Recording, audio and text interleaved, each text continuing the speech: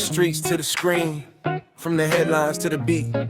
This is Daily Buzz. Welcome to Daily Buzz News. Our lead story today. Inside the Fortress. Shocking details of Vusimuzi cat, Matlala's new life in eBongweni Super-Max. In a covert nighttime operation on December 21st, 2025, controversial businessman and awaiting trial detainee Vusimuzi cat, Matlala, was transferred from Kgosi Mampuru C-Max in Pretoria to eBongweni Super-Maximum Correctional Centre in remote Kokstad, KwaZulu-Natal, South Africa's only dedicated Super-Max facility and one of the most secure prisons in the Southern Hemisphere. Matlala, facing charges including attempted murder, linked to a 2023 shooting targeting ex-girlfriend Tebogo Thobjane. Conspiracy and money laundering amid broader corruption allegations, now endures extreme isolation. Inmates at eBongweni spend 23 hours a day locked in single cells, often described as windowless or with minimal natural light, eating meals alone through a slot, with solitary recreation and heavily restricted visits, no contact allowed.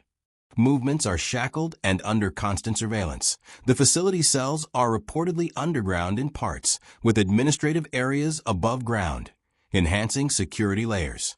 Designed for the most dangerous offenders, it has housed notorious figures like Radovan Kretzer and Ananias Mate, and no inmate has ever successfully escaped since its opening.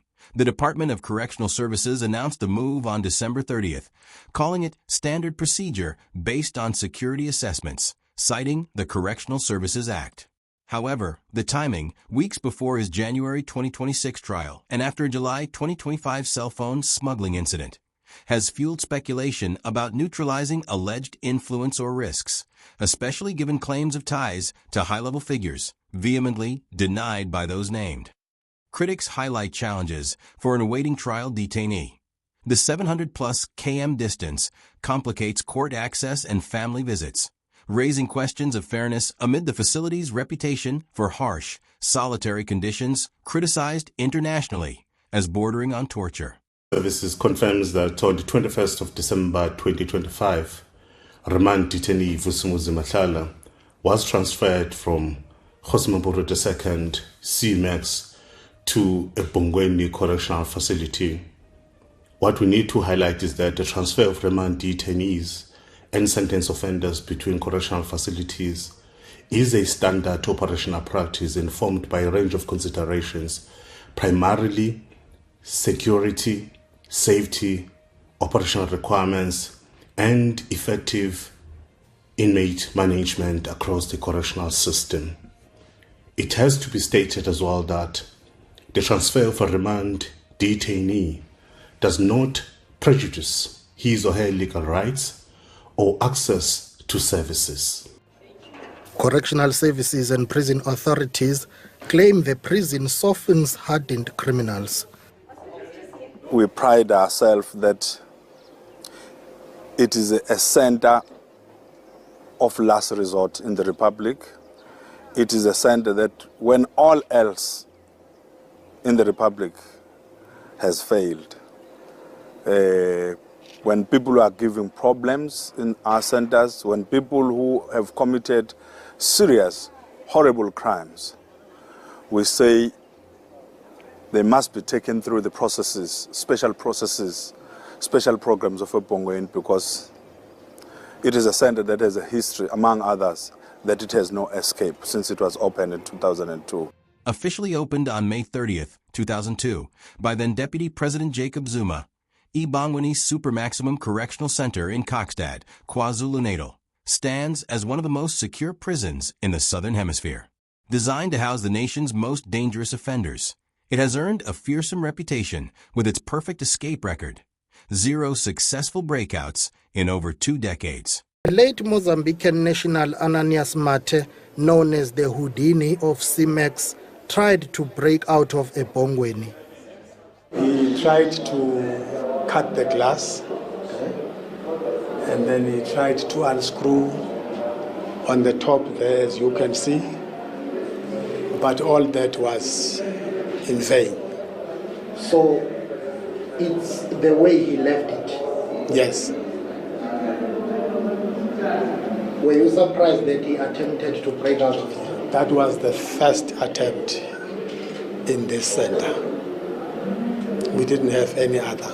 Czech fugitive and convicted crime boss Radovan Kretzer, notorious for organized crime, kidnapping, attempted murder, and multiple audacious escape plots, was transferred to eBongweni Super-Maximum Correctional Centre after authorities foiled yet another elaborate breakout scheme while he was held at Pretoria's Kgosi Mampuru C-Max prison Kretzer, serving a 35-year sentence in South Africa, plus convictions in absentia in the Czech Republic, has a history of thwarted escapes, including a 2015 plot involving a hidden gun in a treadmill, helicopter plans, and millions in bribes, as well as a 2017 attempt uncovered in court holdings.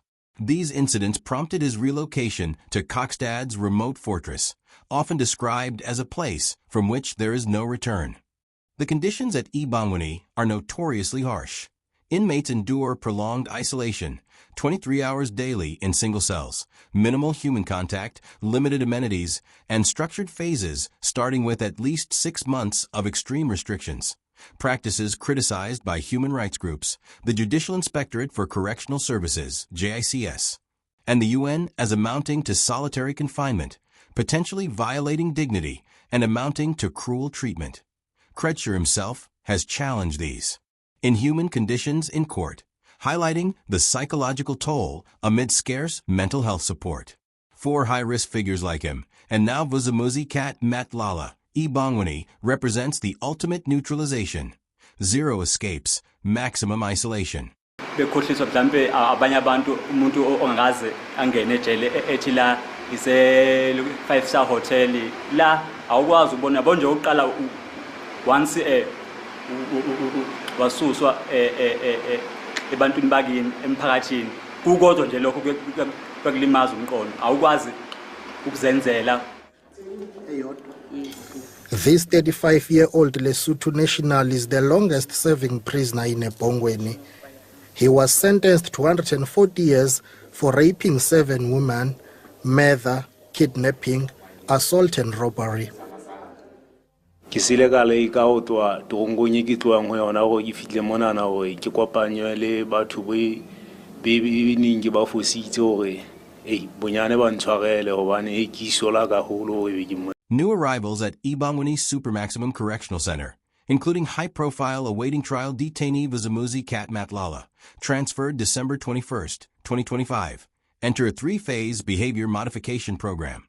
Starting with Phase 1, widely equated to prolonged solitary confinement.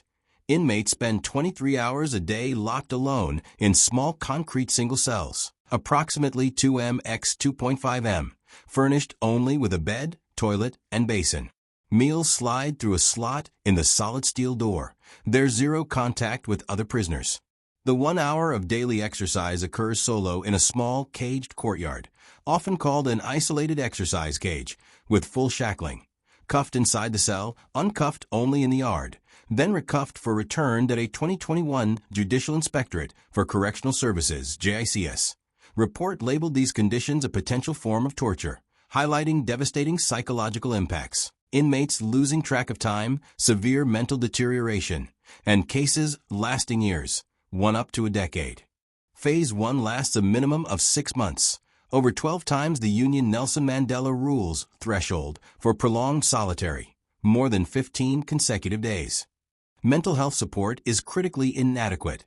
Historically, just 1 psychologist for nearly 1,000 inmates, a 2016 claim later denied, suggested all prisoners were on antidepressants. The program aims to modify behavior through isolation and control, but human rights bodies and JICS criticize it as violating dignity and international standards. Matlala's transfer to neutralize risks after a smuggled phone incident and alleged influence has sparked debate. Supporters view it as essential security amid his January 2026 trial. Critics argue the remote 700-plus km location prejudices fair trial rights, complicating legal consultations and visits. I was born in Mamelodi. Yeah, which hospital? It's no longer there. They used to call it a nursing home, but it's no longer there. You have a birth certificate from there? Yes, I do have. And then the primary school you went to? It is called Uwani Primary School. Was a principal there? Principal, it was Serudu. And then were you baptized? No, I was never baptized. And then high school? You said it yesterday. Leshabile High School. Who was the principal there? Ngwe, Mr. Ngwe.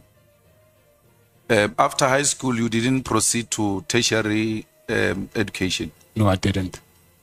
And then you never worked in any formal employment or? No, I never had any formal employment. So from high school, that's when you engaged in the informal trading? Yes, I will say before even high school, my mother disappeared on me, and then I had to raise myself. I was actually a street kid. So I grew up in the street for a very long time.